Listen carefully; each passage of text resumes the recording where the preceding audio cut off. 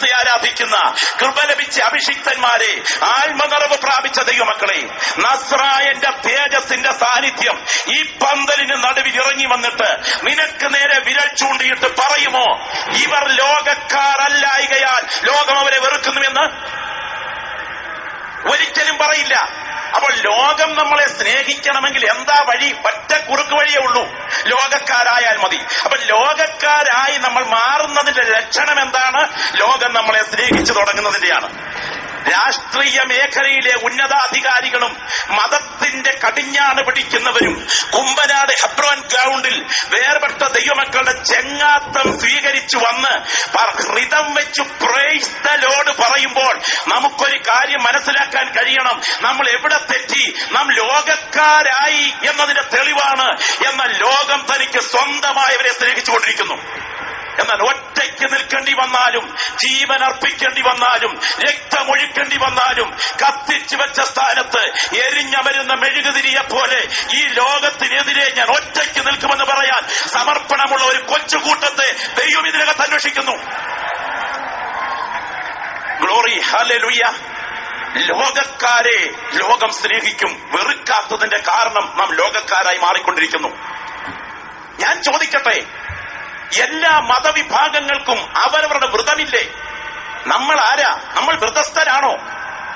ചങ്കത്ത് കൈവച്ച് തന്റെ ഇടത്തോടെ പറയാൻ കഴിയുമോ നമ്മുടെ സഭകൾ ലോകത്തിനെതിരെ നിൽക്കുന്ന തിരുത്തൽ ശക്തിയാണെന്ന്? ആത്മനിറവ് പ്രാപിച്ച അഭിഷിക്തന്മാരെ, ജനക്കൂട്ടത്തിന്റെ മനഃശാസ്ത്രം മനസ്സിലാക്കിക്കൊണ്ട് വൈകാരികമായി ഇക്കിളിക്കുണർത്തുന്ന ഒരുതരം പ്രസംഗങ്ങൾ നടത്തി സദസ്സിനെ കർമ്മരസമാകുമാറ് ലാളിക്കാനല്ല ദൈവം നിനക്ക് വേദി തന്നത്, തലമുറയുടെ പാപത്തിനെതിരെ ആത്മാവിൽ വിരൽ ചൂണ്ടാൻ. മഞ്ഞിനിക്കര ഭക്തന്മാരുണ്ട്, മലയാറ്റൂർ ഭക്തന്മാരുണ്ട്, ശബരിമല ഭക്തന്മാരുണ്ട്, പരുമല ഭക്തന്മാരുണ്ട്. ഈ ഭക്തന്മാർക്കെല്ലാം വ്രതമുണ്ട്. വ്രതമില്ലാത്ത ഒരു കൂട്ടരും ഈ ഭക്തി പ്രസ്ഥാനത്തിലില്ല. മഞ്ഞിനിക്കര ഭക്തന്മാരെ നോക്ക്, മലയാറ്റൂർ ഭക്തന്മാരെ നോക്ക്, പരുമല ഭക്തന്മാരെ നോക്ക്, വേളാങ്കണ്ണി ഭക്തന്മാരെ നോക്ക്. അവരൊക്കെ വ്രതമനുഷ്ഠിച്ചാ പോകുന്നത്. സ്വർണം കൊണ്ട് പട്ടുടയാട ധരിക്കാൻ കഴിവുണ്ടെങ്കിലും ഒരു തോർത്തൊക്കെ പുതച്ച് റാസായുടെ പുറകെ വ്രതമനുഷ്ഠിച്ച് പാലും തൈരും മോരും ഒന്നും കഴിക്കാതെ മത്സ്യമാംസാദികൾ ഉപേക്ഷിച്ച് അവർ പോകുന്ന പോക്ക് കണ്ടാൽ സത്യത്തിൽ വ്രതമാത്. ഞാൻ ചോദിക്കട്ടെ, ഈ കേരളത്തിൽ ഏറ്റവും കൂടുതൽ ജനങ്ങൾ നിറയുന്ന ഏറ്റവും വലിയ തീർത്ഥാടന കേന്ദ്രം ശബരിമല. നിങ്ങൾ ഹൈന്ദവ സഹോദരങ്ങളൊന്ന് ശ്രദ്ധിച്ചു നോക്കൂ. മാതൃകയാക്കേണ്ട പലതുമില്ലേ? പ്രധാനപ്പെട്ട വിഷയം, കുളിച്ച് തൊഴുത് മാലയിട്ട് കഴിഞ്ഞാൽ എല്ലാവരും അയ്യപ്പന്മാരാണ്. ഉച്ചസ്ഥായി വ്യത്യാസങ്ങൾ അവർക്കിടയിലില്ല. ഇനിയും മാത്രമോ? മതസൗഹാർദ്ദത്തിന്റെ ലക്ഷണമായി എരുമേലിയിൽ മുതൽ തുടങ്ങുന്ന പലതും പല നിലകളിൽ ശ്രദ്ധിക്കേണ്ടതാണ്. ദൈവത്തിന് സ്തോത്രം. 41 ദിവസത്തെ വ്രതമെടുത്ത് മത്സ്യമാംസാദികൾ ഉപേക്ഷിച്ച് ശരീരത്തെ 3 നേരം കുളിച്ച് ശുദ്ധി ചെയ്ത് ഓരോ പ്രാവശ്യവും ജപവും പ്രാർത്ഥനയുമായി അവസാനം ദൈവത്തിന് സ്തോത്രം പമ്പയിൽ സ്നാനം കഴിഞ്ഞ് ശരംകുത്തിമേടും പള്ളാച്ചിമലയും ഒക്കെ 4 കിലോമീറ്റർ ചെരുപ്പിടാതെ നടന്നു കയറി ശബരിമല സന്നിധാനത്തിൽ 18ാം പടി ചവിട്ടിക്കയറുന്ന സമയം, ആദ്യത്തെ 5 പടികൾ തൊട്ട് വന്നിക്കുന്ന സമയം പഞ്ചേന്ദ്രിയങ്ങളെ ദേവന് സമർപ്പിക്കുന്നതായും പിന്നീടുള്ള 8 പടികൾ അഷ്ടരാഗങ്ങളായും മറ്റും ശരീരത്തെ പൂർണ്ണമായി സമർപ്പിച്ചിറങ്ങി വരുന്ന ആ വ്രതസ്ഥന്മാരിൽ വ്രതമില്ലേ? ഞാൻ ഇന്ന് പകൽ ആരാധിക്കുന്ന നിങ്ങളോട് ചോദിക്കട്ടെ, മലയാറ്റൂർ ഭക്തന് വ്രതമുണ്ട്, അതെ, പരുമല ഭക്തന് വ്രതമുണ്ട്, വേളാങ്കണ്ണി ഭക്തന് വ്രതമുണ്ട്, ശബരിമല ഭക്തന് വ്രതമുണ്ട്. പക്ഷേ രക്ഷിക്കപ്പെട്ടെന്നും പറഞ്ഞ് കാലും പറിച്ച് ഒരു വ്രതവുമില്ലാതെ നടക്കുന്ന ഒരു കൂട്ടം ആളുകൾ ആത്മീയ ലോകത്തുണ്ടെങ്കിൽ അവരാരാ? ഒത്തിരി ഒന്നും സ്തോത്രം പറയണ്ട. ആത്മനിറവ് പ്രാപിച്ച ദൈവമക്കൾ ഇരുത്തി ചിന്തിക്കണം.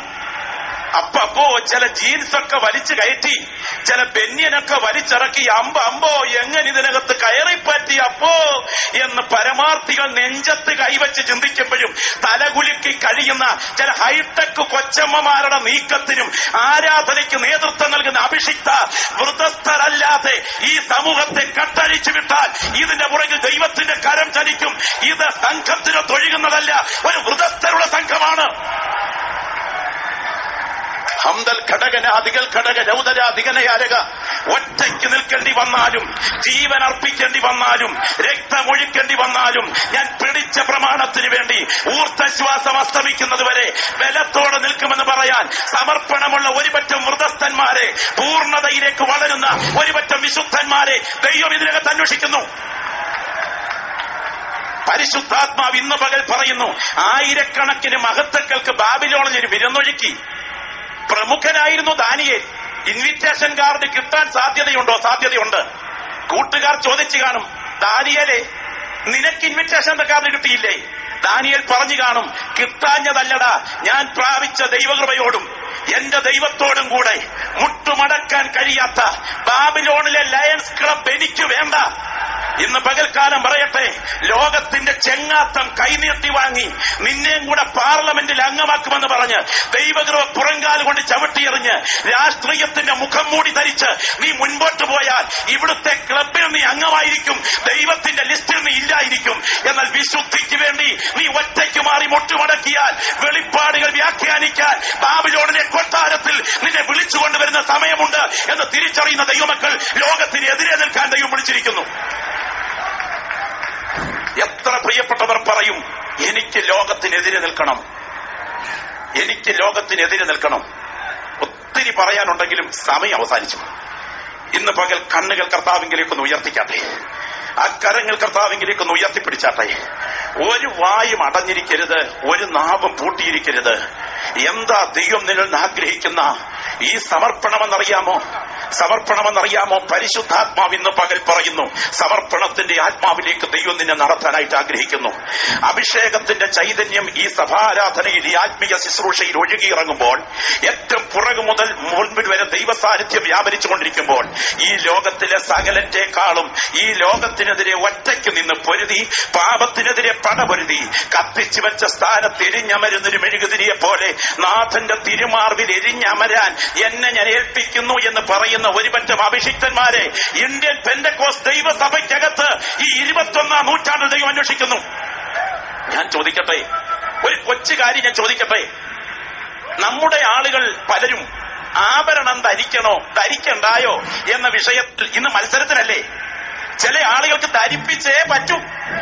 വല്യപ്പച്ചന്മാര് കരിവേലകത്തിന് കീഴിൽ കുഴിച്ചിട്ടത് കുത്തിയിരുന്നും കുഴിച്ചോണ്ടിരിക്കുന്നതിലെ അപ്പച്ചന്മാരെ, മക്കളെയൊക്കെ ഇന്ന് കാണുന്നുണ്ട്.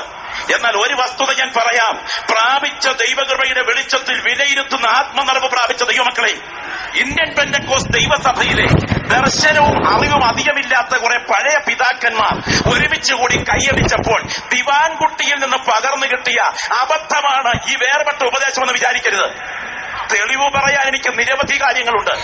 എങ്കിലും ഈ കഴിഞ്ഞ നാളുകൾക്ക് മുമ്പ് ഇവിടെ അടുത്ത് പൂവത്തൂരിൽ വന്ന ഒരു ദൈവദാസൻ, യത്തീം എന്ന് പറഞ്ഞൊരു ദൈവദാസൻ, അദ്ദേഹത്തിന്റെ ഒരു അഭിമുഖം കൊടുത്തപ്പോൾ അദ്ദേഹം പറഞ്ഞിരിക്കുന്ന ചില വാക്കുകൾ ഒന്ന് ഓർപ്പിച്ച് അവസാനിപ്പിക്കാം.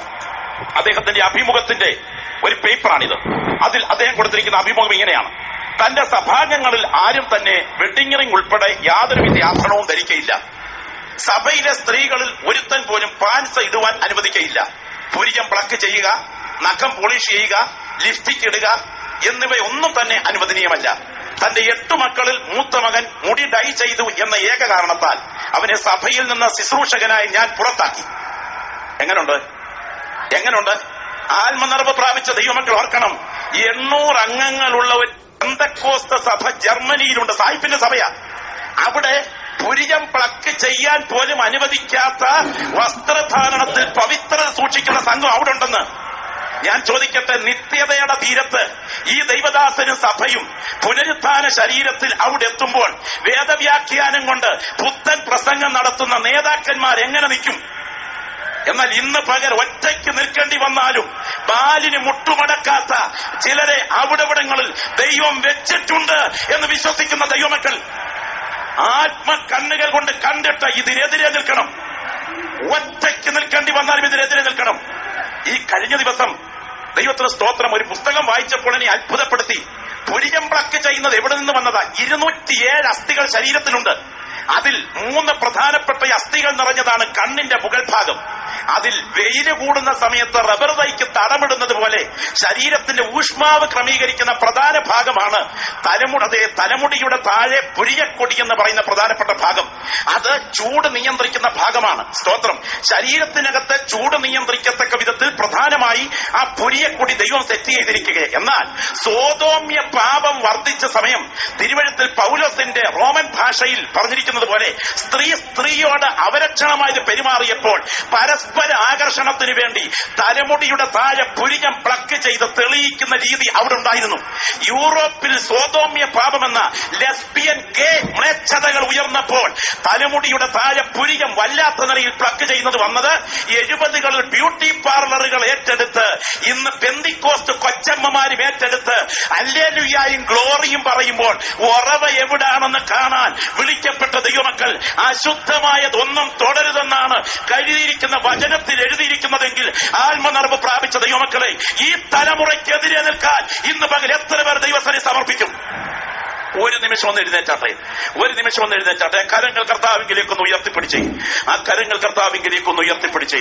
പരിശുദ്ധാത്മാവ് ഇന്ന് പകൽ നിങ്ങളോട് ചോദിക്കുന്നു, ഈ ലോകത്തിനെതിരെ ഒറ്റയ്ക്ക് നിൽക്കേണ്ടി വന്നാൽ ഞാൻ നിൽക്കുമെന്ന് പറയാൻ സമർപ്പണമുള്ള ചിലരെ സ്വർഗം അന്വേഷിക്കുകയാണ്. ഓരോ വായിൽ നിന്നും പ്രാർത്ഥനയുടെ ശബ്ദം ഉയരട്ടെ. ഇടത്തും വലത്തും നിൽക്കുന്നവരെ നോക്കണ്ട, മുൻപിലും പുറകിലും നിൽക്കുന്നവരെ നോക്കണ്ട.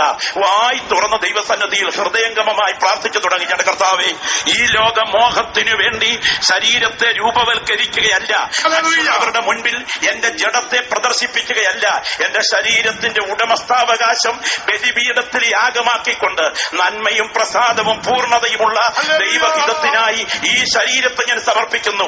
ഞാൻ ഈ ലോകത്തിനെതിരെ നിൽക്കും, എന്റെ ശ്വാസം അസ്തമിക്കുന്നത് വരെ ഞാൻ ഈ ലോകത്തിനെതിരെ നിൽക്കും എന്ന് പറയാൻ സമർപ്പണമുള്ള ഭക്തന്മാർ ആ കരമുയർത്തി അല്പ മിനിറ്റുകൾ പ്രാർത്ഥിച്ചാട്ടെ. ഓരോ വായിന്ന് പ്രാർത്ഥനയുടെ ശബ്ദം ഉയരട്ടെ. ഞാൻ ഇന്ന് പകൽ കാണുന്നു, സ്വർഗം ഇതിന് മീതെ തുറന്നു നിൽക്കുകയാണ്. ദൂതന്മാരിന്ന് പകൽ ഇവിടെ കുനിഞ്ഞു നോക്കിക്കൊണ്ടിരിക്കുകയാണ്. യേശുവിന്റെ കരം ഈ ഗ്രൗണ്ടിൽ വ്യാപരിച്ചുകൊണ്ടിരിക്കുകയാണ്. ദൈവ തേജസ്സിന്റെ മേഘം ഇതിന് മീതെ നിഴൽ വിരിച്ചുകൊണ്ടിരിക്കുകയാണ്. ഹോരേബിൽ വെളിപ്പെട്ട ദൈവ സാന്നിധ്യം, സീനായിൽ മൂടിയിറങ്ങിയ ദൈവ സാന്നിധ്യം, പത്മോസിൽ ഇറങ്ങിയ ദൈവപുത്രന്റെ കരം ഈ കൺവെൻഷൻ പന്തലിൽ ഈ വെള്ളിയാഴ്ച പ്രാർത്ഥനയിൽ ബലത്തോടെ വ്യാപരിക്കുകയാണ്. ഈ ലോകത്തിന് അനുരൂപരാകാതെ, fashion according to this world, ഈ ഭൂമിയുടെ ഫാഷൻ അനുകൂലമാകാതെ, ഈ കാലവ്യവസ്ഥയ്ക്ക് അനുകൂലമല്ലാതെ ഒരു ഒറ്റയ്ക്ക് നിൽക്കേണ്ടി വന്നാൽ ഞാൻ നിൽക്കുമെന്ന് പറയാൻ പ്രാഗൽഭ്യമുള്ളവർ ആ കരമുയർത്തി ദൈവത്തിനെ പ്രാർത്ഥിച്ചാട്ടെ. Glory, hallelujah. ദൈവത്തിന് മഹത്വം, ദൈവത്തിന് മഹത്വം, ദൈവത്തിന് മഹത്വം. സിസ്റ്റർ അന്നമ്മ മാമൻ, ഭക്തയായ ആ സഹോദരി പാടിയ ഒരു പാട്ടിന്റെ ചരണം നമുക്കൊന്ന് കരമുയർത്തിപ്പിടിച്ചുകൊണ്ട് പാടാം. ലോകം വെറുത്തതാം സിദ്ധന്മാരും നിർമ്മല ജ്യോതി സാംദൂതന്മാരും, ലോകം വെറുത്തതാം സിദ്ധന്മാരും നിർമ്മല ജ്യോതി സാംദൂതന്മാരും, രക്തസാക്ഷികേളം സ്നേഹിതരും സ്വാഗതം ചെയ്യും മകൾ സദസ്സിൽ, രക്തസാക്ഷികേളം സ്നേഹിതരും സ്വാഗതം ചെയ്യും മകൾ സദസ്സിൽ. യാത്ര ചെയ്യും കരങ്ങൾ ഉയർത്തി ക്രൂശേ നോക്കി യുദ്ധം ചെയ്യും ഞാൻ യേശുവിനായി, ജീവൻ വെച്ചിട്ടോ